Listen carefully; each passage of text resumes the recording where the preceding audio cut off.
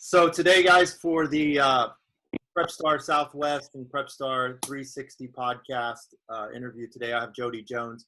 Jody's one of my near and dear to my heart guys. Been working with his family for a long time. He is over there on the East Coast, military man.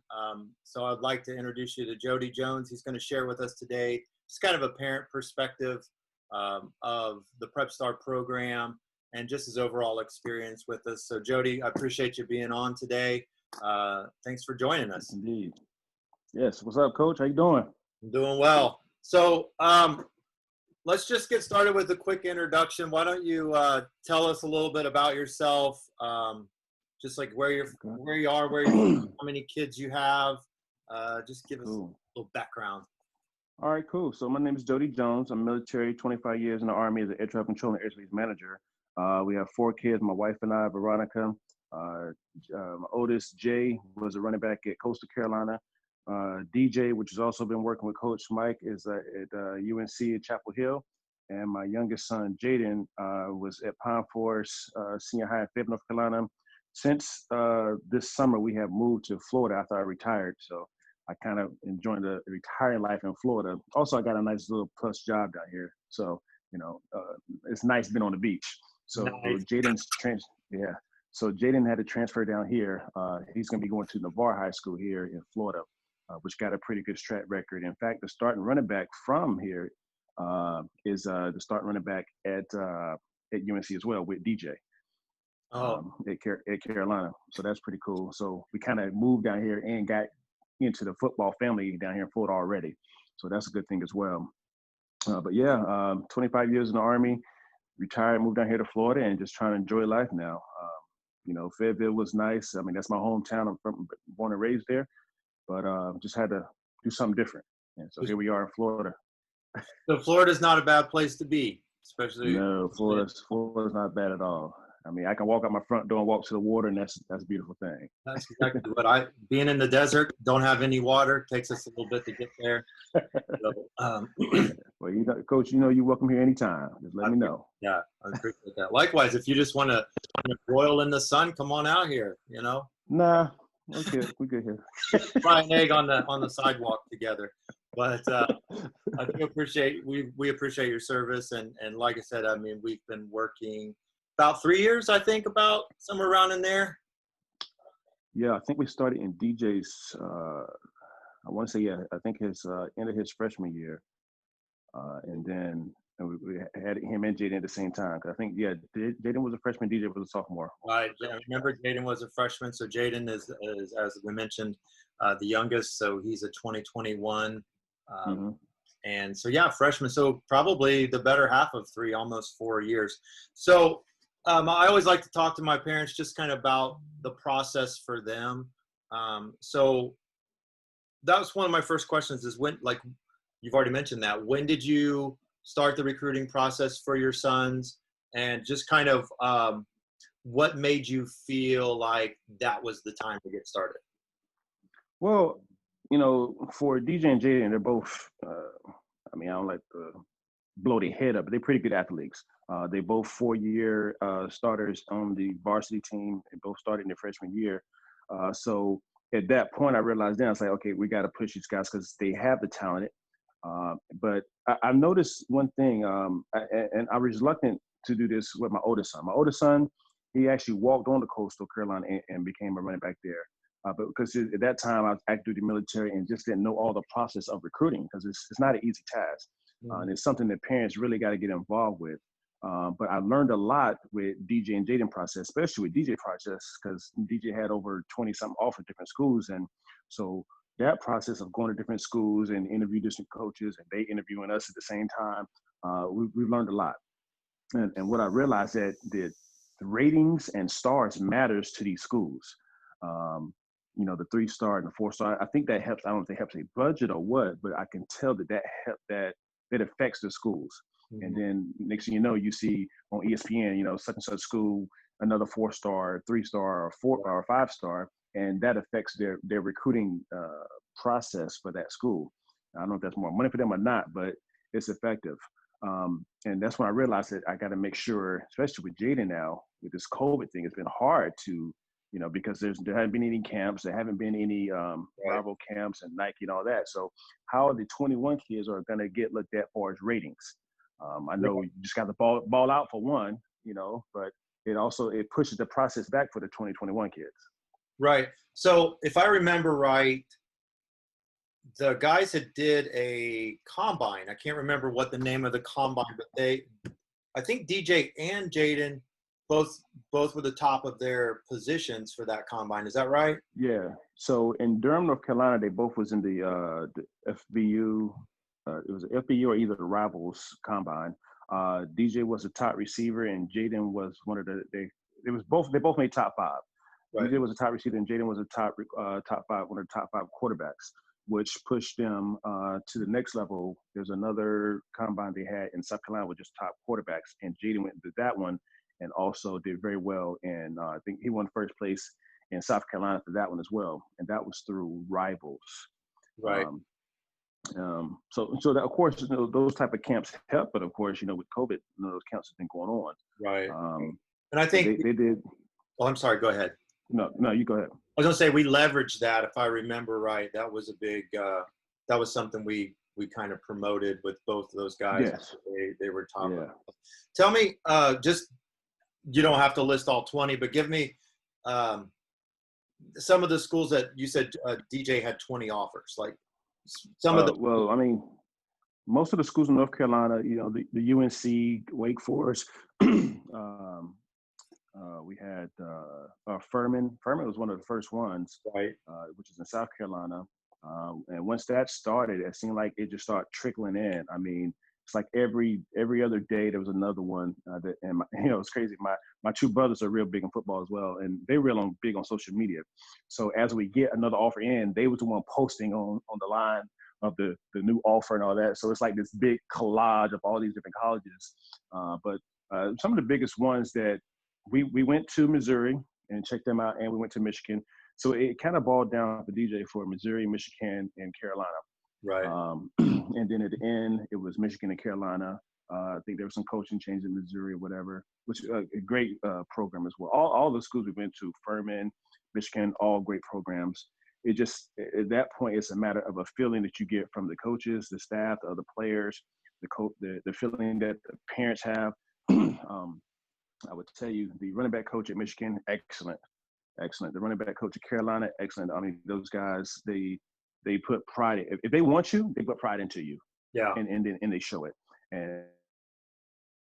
And so I saw that. And I, to be honest with you, I was torn between, the two, because I had got such a close relationship between the running back coach at Michigan, the running back coach with Carolina, and the coaches at Furman. I mean, it's a hard decision for parents also, but at the end of the day, it's about the child, you know what I'm saying? But it's also hard for the parents because you get attached to those folks as well, if you're an involved parent. And my wife and I were very involved with, their process and everything. So, I mean, I was talking to those coaches all the time. They would call me, they'd call DJ, they'd call Jaden. And, then we go up there, we flew to Michigan. That was great. They took care of us, Coach Harbaugh and his son.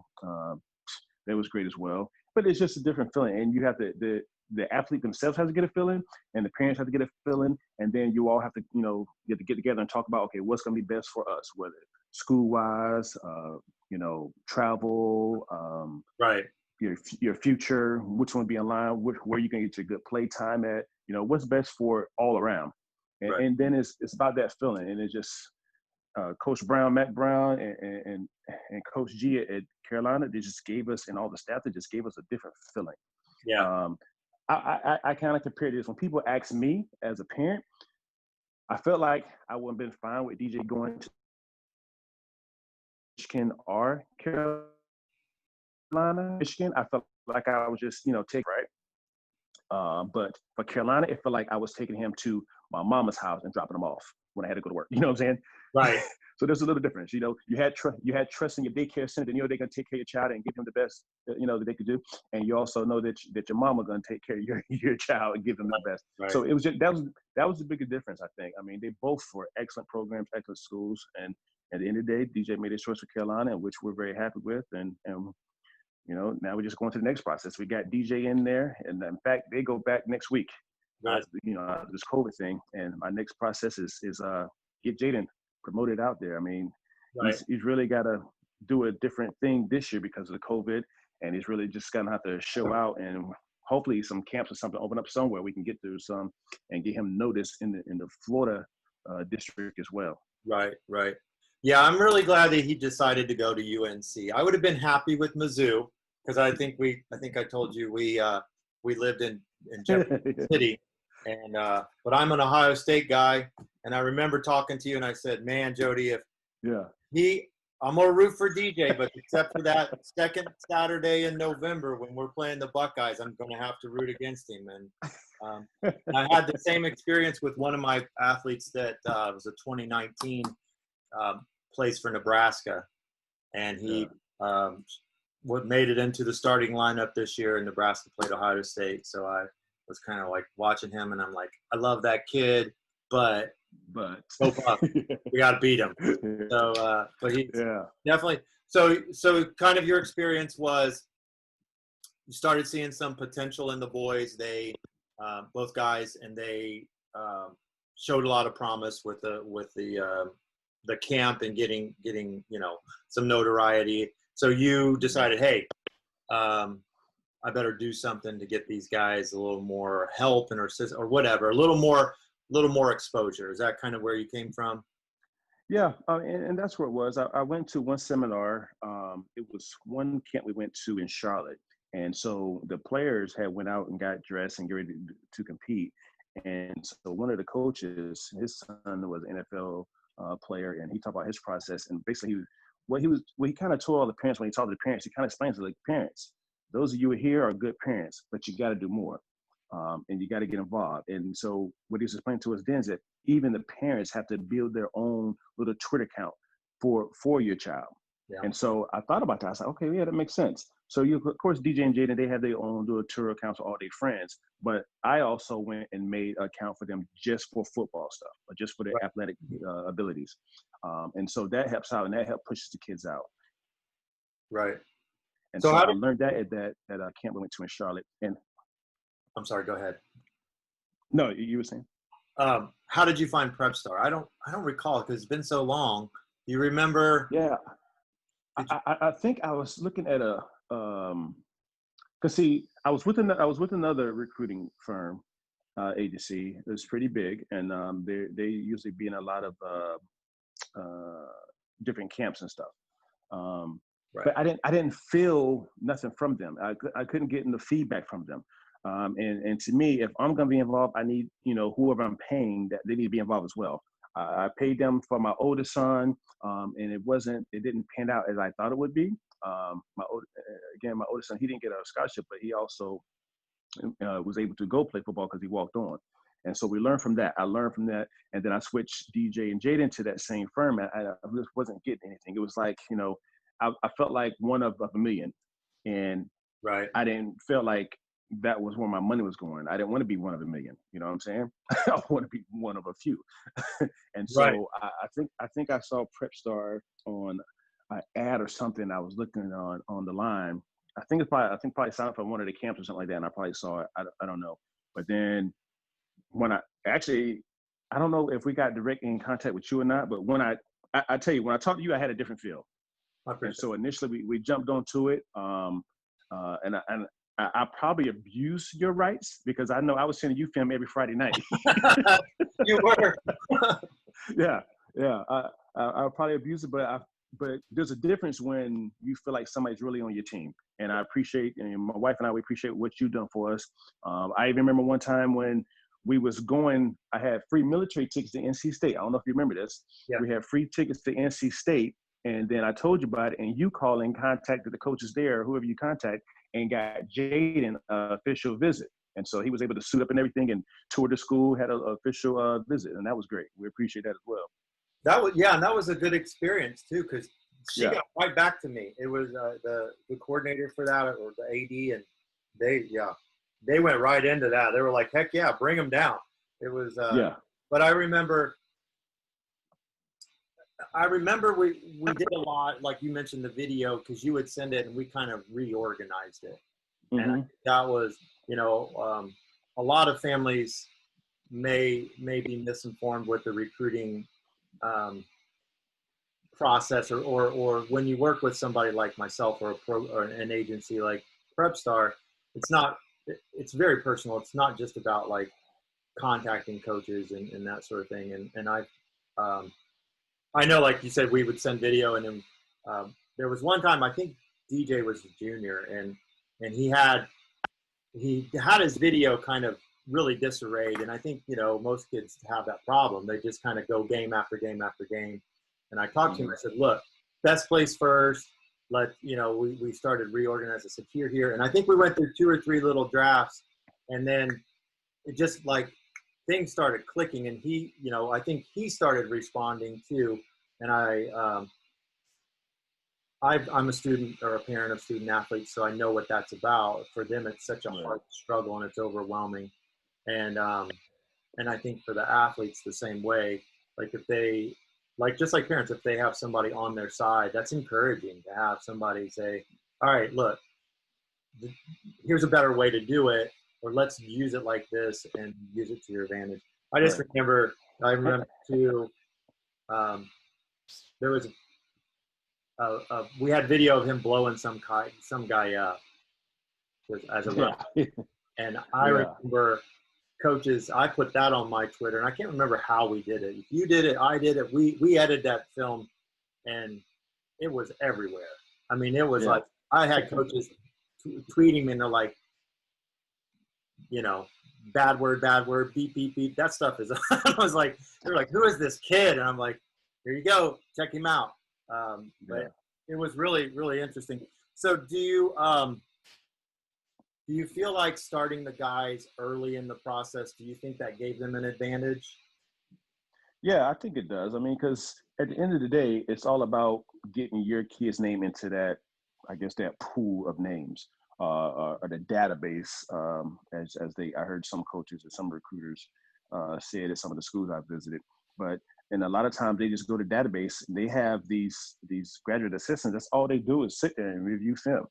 And so as long as you got your kid, I don't care if he's in the 9th grade or 10th grade, if they start looking at him then they can put a star by it, and they're going to know to come back to it, Granted, they may be looking for, 2021, but if they see a guy as 2023 or 2024 or 5, they put a star by it, by his name, and then they know to go back to that. And they're going to watch the progress of that kid as he comes up.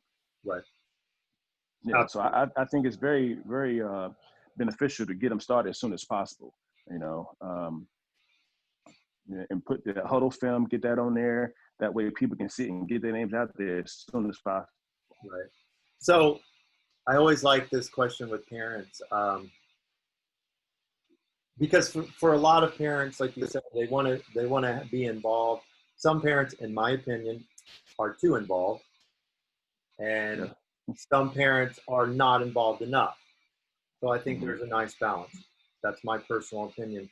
But some parents are afraid to use a recruiting agency like Prepstar because of criticism from other parents. Did you experience any kind of criticism, or did you experience anybody kind of questioning you about using an outlet like Prepstar to promote the guys and give you some direction? Or no, for us, initially got some negative feedback of another agency I was dealing with, and then at that point of where I was at, I was like, okay, well, I'm about pushing my boys out anyway. So I joined that other agency, tried to use them to push my boys out. And then some of the negative things that I've heard I was starting to see that was true. I said, okay, well, that's a couple $1,000 just lost. But at the same time, it was for the boys. I mean, I'm the type of guy, I invest my funds into my kids and my family. I ain't got no savings account. You know what I'm saying? Right, so they are my stocks and bonds. Right. But so I took a loss on that. So on that one stock with the other side, I took a loss. But when I got with you guys, I felt like it was a win-win situation. And then I've also told other parents, and some parents have that squirmy feeling. I want to do that, but and then when they kid don't get recruited and don't have no looks, then then the only thing you say, well, I try to tell you. You know what I'm saying? I think it was a combination of a lot of things between the kid skill, the databases that's out there, the recruiting process that you follow, your film. There's a lot of things that plays a part of how these schools find these kids and how these schools be interested in your child. And my thing is, I want to use every single opportunity I can. If I got the funds to pay for it or to get them there or go to this camp that's 200 miles away, if I can do it, then that's what I'm going to do, because I want to make sure I push them as much as possible. So at the end of the day, if they don't make it, then it's on them. You see what I'm saying? Not on me, not on my wife, because we pushed you here. We put you there. We took you to this camp. We signed up for this recruiting process. We got you in the right places. Now, all you got to do is ball. Right. That's what I tell the guys. I'm like, look, my job is to get coaches interested in you. Your parents' job is to support you, like you just mentioned. Right. And your job, man, is just go do your thing. Just go play ball. Yeah. And I think that's what I told the boys. I said, and especially DJ, his situation now, he has 2 jobs. I mean, it's like me with the military. When I was in the military, I worked for the military. I told DJ, you work for UNC. Your job is to get good grades and run that ball. Right. They're paying you a lot of money. I don't know what a scholarship at UNC is, but it's probably 40 grand. I would say UNC is up there. It's up there because UNC is one of the best institutes on the East Coast. Absolutely. Yeah. So for your investment, I mean, I think you made out pretty good. Yeah, I did pretty good one, and I'm trying to work on the other one, and then I'm trying to get my daughter basketball too. So, Set her up. After this year, I'll be calling you about her for basketball. I like basketball. Like I said, my daughter, same process. Went through, got a scholarship. Significant. Like I always joke, I say she got football money to play softball. Right. That's good. And so it's a win-win. DJ committed early, and last summer was a whirlwind. I know that we were on the phone quite a bit talking about. Yeah. 1 minute you're just like, I think we're going to Mizzou. 3 days later, you're in Missouri. Just kind of describe. You touched on it a little bit, but describe that experience of him starting early. Like, just give us a little bit of that process for you. Yeah. So the process itself, it gets a little overwhelming, and it's overwhelming for a 16, 17-year-old kid. So again, that's why I think parents and coaches have to get involved. We did have the support of our high school coaches, Coach Sachoka and the team there, and of course, and then you and the recruiting process with working with us. Because that whole process gets overwhelmed. I can only imagine what it is on the NFL level. So, because the college level is pretty rough as well, especially when we have so many offers. Because you can only visit so many schools, so you got to pick your top 5 that you want to do an official visit to. There's so many different rules with the NCAA. So you got to make sure you don't violate any of those rules to mess up the process for your child. So you got to learn a lot. It's a lot you got to learn as a parent. A lot that the athletes themselves have to learn as well. School after school, calling, texting, email. It gets busy, and then it takes, for one, sometimes the kids can get overwhelmed, and then it affects school and stuff like that. So you got to keep them straight as that, because at the end of the day, it's all about that school grade. Football is secondary to that, but you got to make sure they stay focused in school as well. So we took it upon ourselves. Okay, so the ones that are serious, they'll contact me or my wife. So the ones that were serious, they contacted us. We did FaceTime. The running back coach at Mizzou, a great guy, and so he's like, basically he told me, hey, we're pretty interested in DJ. We'd like for you guys come here. I said, Coach, let me tell you something. That's an 18-hour drive. I ain't coming there for no reason. He was like, I can't say, but you know how it is. The NCAA rules, you got to be real strict about what they say. So I can't say anything to tell you anything, but I don't think you come here for no reason. We are very interested in you and your son. So I don't think, so, you got to make those choices of what's important to you, financially, what's important to you and your family and your athlete. And so we did those trips. Like I said, we did the Michigan, we did Mizzou, and of course, Carolina and Furman, of course. it was just a lot. Just everybody calling, everybody sees it on Twitter and on the newspaper. You got newspapers calling, everybody calling, and so you gotta balance those things out. I mean, I was kind of used to it because being military, I did public, response and stuff like that for different military operations I was in and stuff like that. But I had to make sure we protected DJ and them, stuff like that. I think he got a little stressed out about it, and so we want to make sure that, because at the end of the day, it's important that you pick a school and that you can perform at that school. Right. And so he started narrowing down his choices, and then we was like, okay, well, the season starts in August. And one of the things you got to be concerned about, a verbal commitment is not the same as you signing. Once you sign, then you in that school, and no matter what happened, now they got you. You are their responsibility. Until then, you got to make sure you stay healthy, you don't get hurt. So that was one of the things we was worried about. So we went, for one, to get the stress off him, we said, all right, pick a date. So he picked his birthday that he wanted to come out with it, which is fine, which is great.